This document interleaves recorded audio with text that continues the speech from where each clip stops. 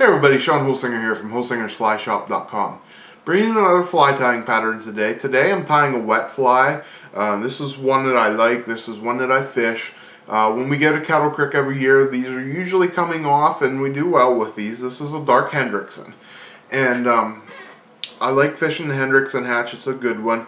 And these are fun to tie. This isn't that hard to tie, and it's one that you should learn to tie just for, you know, techniques. Like I always say, learn techniques because you can use them on other flies. And this has a couple.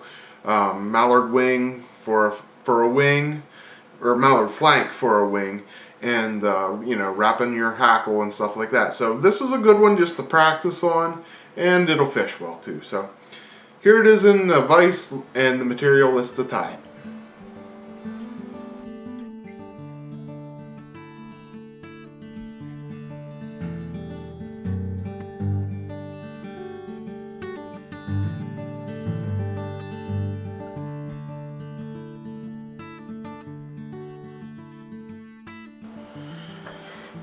Alright guys, here you see the fly in the vise. Let's get into tying it. This is just a, you know, simple old classic wet fly pattern, and it's not that hard to tie, so let's get started here. For a hook I am using a Firehole 633 and a size 12. And then for thread we're going to use dark gray 140 Denier thread. I'm just going to get it started on there.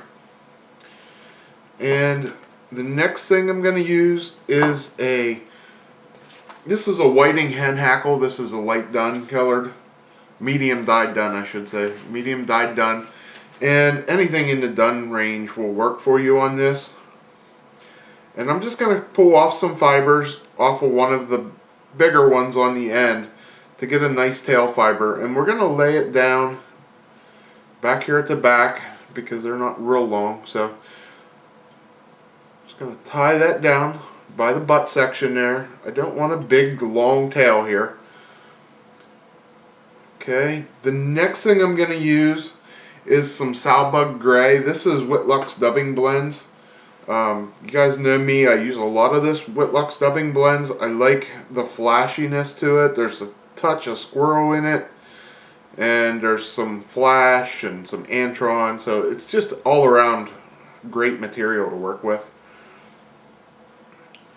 Okay, we're going to dub that on there. Then we're going to start back here at our tail and work forward and make a nice even body. And I don't want it to get big and fat like that, so I'm going to tighten it down a little bit more and smooth it out nice and even. Alright, now once we're up here about an eye length behind the eye, I'm going to get on my neck here and I'm going to find the right length piece, and I like this one. Alright, and I'm going to tie it in by the tips. So I'm just going to grab the tips, pull some fibers back, trim it on, leaving a little triangle there, and then we're just going to tie it down by that tip, by that triangle, and tie it up to the eye. Now I'll use my hackle pliers here, make it a little bit easier on me. Oops. And now I'm going to just palmer this up, and as I go, like always, we're going to wrap our fibers back. And this is going to take about 2 full wraps, maybe 3. I don't want to overpower it. That's good right there. Now I'll have enough on this. I'll get another fly out of this feather right here, so I'm just going to cut this off and set it aside. Okay, now you got yourself a nice little soft tackle right here, but we're going to put a wing on this fly.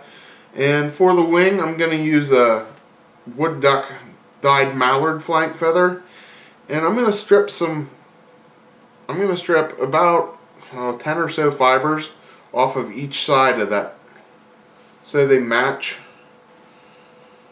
You get about the same amount, and then I'm going to put them back to back so they'll go against each other like this, you see, and I want the tips to be equal to each other. Now once I get that, I'm going to put them on here where I want, get them measured up, and you see how The tip comes to the tail there. That's about where I want it. You can see how it lines up there. So I'm just going to grab it then, switch fingers, and I'm going to pinch the thread in my finger, and I'm going to come down the other side and pinch it down to lock it down where I want. And that'll put it right up there on top where we need it. And then we're going to trim the butt sections off.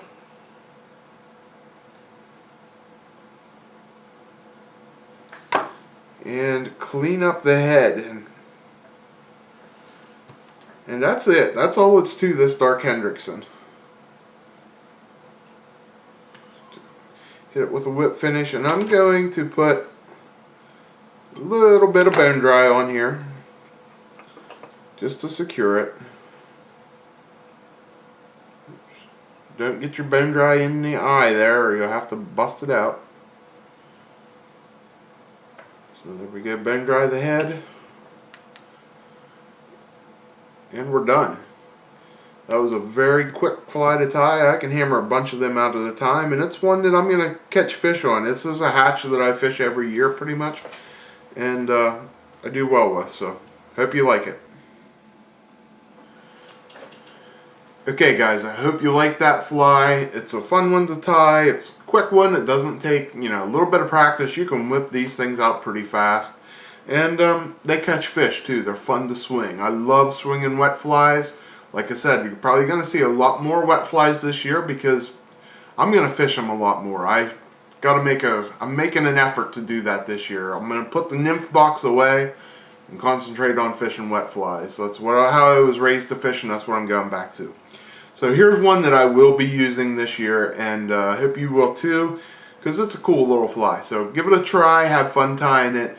You need the materials, holsingersflyshop.com. You can click on the link down in the description down here if you need some of the specifics that's in this pattern. And just have fun. If you have any questions, you can shoot me an email at holsingersflyshop@gmail.com. Like if you would like a guided trip in my area, I do guided trips. Trout season's just right around the bend here as the weather warms up, and I'd be more than happy to take you out fishing with me for the day. So if you're interested in that, it's holsingersflyshop@gmail.com.